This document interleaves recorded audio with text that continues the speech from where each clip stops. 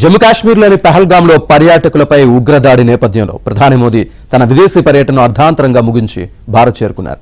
Saudi Arabia పర్యటనలో ఉన్న ప్రధాని ఉగ్రదాడి నేపథ్యంలో ఇవాళ ఢిల్లీకి తిరిగి వచ్చారు.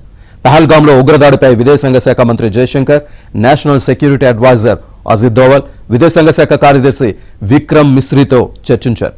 కాశ్మీర్లో తీసుకోవాల్సిన భద్రతా చర్యలపై ప్రధాని దిశానిర్దేశం చేశారు.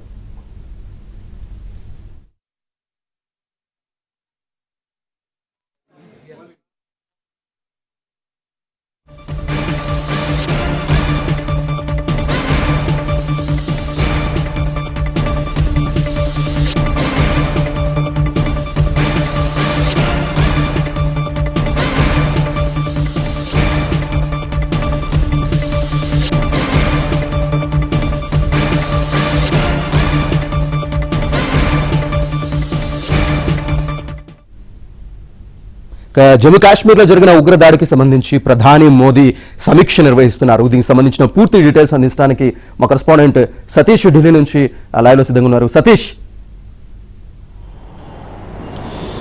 శ్రీనివాస్, పహల్గాంలో జరిగిన ఉగ్రదాడి నేపథ్యంలో దాదాపు 26 మంది అసూలు బాసారని చెప్పాల్సి ఉంటుంది. వారంతా కూడా ఎండాకాలం కావడంతో టూరిస్టుగా అక్కడికి వెళ్లారు. ఒక్కసారిగా టూరిస్టుల పైన పహల్గాంలో ఉగ్రవాదులు దాడికి పాల్పడిన నేపథ్యంలో మొత్తం 26 మంది మృతి చెందారు. 26 మందిలో 2 విదేశీ పర్యాటకులు కూడా ఉన్నట్టు కూడా తెలుస్తుంది. మొత్తం 26 మందికి సంబంధించిన డెడ్ బాడీలను సైతం కూడా పహల్గాంలోని ఆసుపత్రికి తరలించారు. అక్కడే వివిధ రాష్ట్రాలకు సంబంధించిన వారి కుటుంబ సభ్యులకు కూడా డెడ్ బాడీలను అప్పగించేందుకు కూడా ఇప్పటికే ఏర్పాట్లు చేశారు. ఇక కర్ణాటకకు సంబంధించి కర్ణాటక మంత్రి కూడా అక్కడికి చేరుకున్నారు. కర్ణాటకకు సంబంధించి మంజునాథ్ అనే వ్యక్తి కూడా నిన్న పహల్గాంలో ఆయన టూరిస్టుగా వెళ్ళిన సందర్భంలో ఘటన జరిగింది. వారికి సంబంధించిన మృతదేహాన్ని కూడా మంత్రికి అప్పచెప్పింది. మరి కొంతమంది రాష్ట్రాలకు సంబంధించి ప్రధానంగా ఒడిశా కావచ్చు, కర్ణాటక కావచ్చు, అదేవిధంగా మహారాష్ట్ర కావచ్చు, గుజరాత్ కావచ్చు, అనేక రాష్ట్రాల నుంచి పెద్ద ఎత్తున కూడా జమ్మూ కాశ్మీర్ పర్యటనలో టూరిస్టులు పెద్ద ఎత్తున వారికి సంబంధించిన అంశంలో ప్రధానంగా ఒక్కసారిగా ఉగ్రముఖలంతా కూడా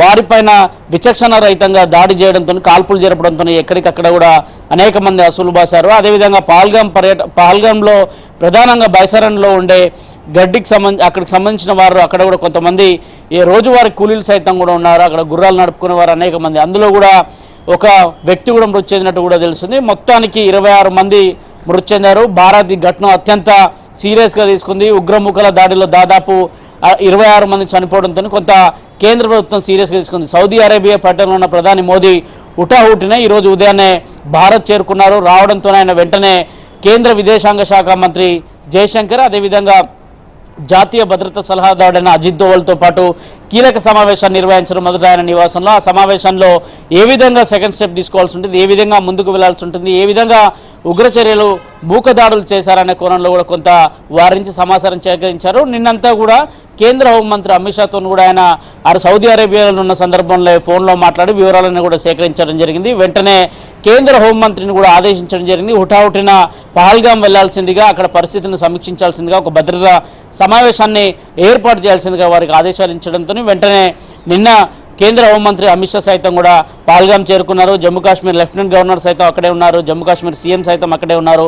ప్రస్తుతానికి అక్కడ భద్రతా పరమైన చర్యలపైన కూడా ఇప్పటికే చర్చ జరుగుతుంది. సమీక్ష సమావేశాలు నిర్వహిస్తున్నారు. మరోవైపు పహల్గాం కావచ్చు, అనంతనాగ్ కావచ్చు, ఉదంపూర్ కావచ్చు, జమ్మూ, శ్రీనగర్ ఈ పరిసర ప్రాంతాల్లో భద్రతను కట్టుదిట్టం చేశారు. జమ్మూలోకి వచ్చే ప్రతి వాహనాన్ని సైతం కూడా క్షుణ్ణంగా తనిఖీ చేసి మరి చెక్ చేసిన పరిస్థితి నెలకొంది. ఇక ఉదంపూర్ కావచ్చు, జమ్మూ కాశ్మీర్లో అనేక ప్రాంతాల్లో స్వచ్ఛందంగా ప్రజలు బంద్కు పిలుపునిచ్చిన నేపథ్యం ఉదంపూర్ అంతా కూడా కొంత కట్టుదిట్టమైన భద్రతా చర్యలు చేపట్టారు. ముఖ్యంగా పహల్గాం ప్రాంతంలో ఇక్కడ ఉన్న బైసరన్ గడ్డి భూములకు సంబంధించి అక్కడే టూరిస్టులు పెద్ద సంఖ్యలో వస్తూ ఉంటారు. ఆ ప్రాంతానికి వెళ్ళాలంటే కూడా ఎక్కడ కూడా వాహన ఫెసిలిటీ ఉండదు. కేవలం కాలినడకన వెళ్ళాలి, లేదంటే ఇతర గుర్రాల సహాయంతో బండ్లు మాట్లాడుకుని అక్కడికి వెళ్లాల్సిన పరిస్థితి ఉంటుంది. కానీ పరిస్థితిని చూస్తే మాత్రం ఒక్కసారిగా విచక్షణ రహితంగా దాడులు చేశారనేది, విచక్షణ రహితంగా కాల్పులు జరిపారని చెప్తున్నారు. మరి కొంతమందిని లోకల్స్ సేవ్ చేసినప్పటికీ కూడా కొందరిని మాత్రం విచక్షణ రహితంగా కాల్చడంతోనే దాదాపు 26 మంది మృతి చెందారని చెప్తున్నారు.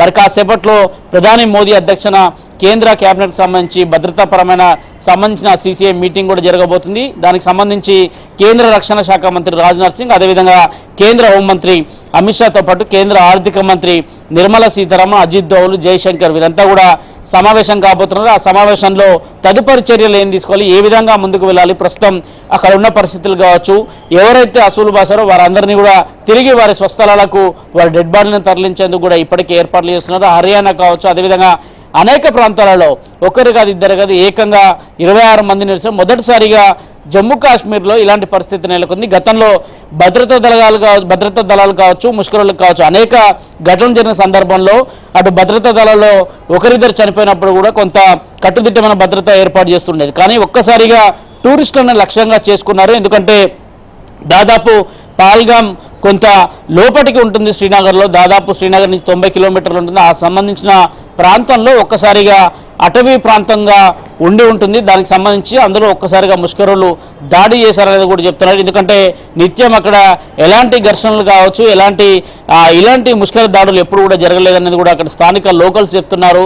నిత్యం వందలాది మంది టూరిస్టులు వచ్చి వెళ్తుంటున్న సందర్భంలో ఒక్కసారిగా నిన్న జరిగిన దాడిని యావత్ భారతం ఖండించడంతో పాటు ప్రపంచ దేశాలు సైతం కూడా దీన్ని తీవ్రంగా తప్పుపడుతున్నాయి. మరోవైపు కేంద్ర హోంమంత్రితోనే లోక్సభ ప్రతిపక్ష నేత రాహుల్ గాంధీ సైతం కూడా ఆయన కూడా ఈ రోజు ఫోన్లో మాట్లాడినట్టు కూడా కొంత ట్వీట్లో చెప్పడం జరిగింది. మరోవైపు వివిధ పార్టీలకు సంబంధించిన నేతలంతా కూడా సంఘీభావం చెప్తూనే ఈ అంశాన్ని తీవ్రంగా ఖండిస్తున్నారు. Srinivas, right, thank you very much.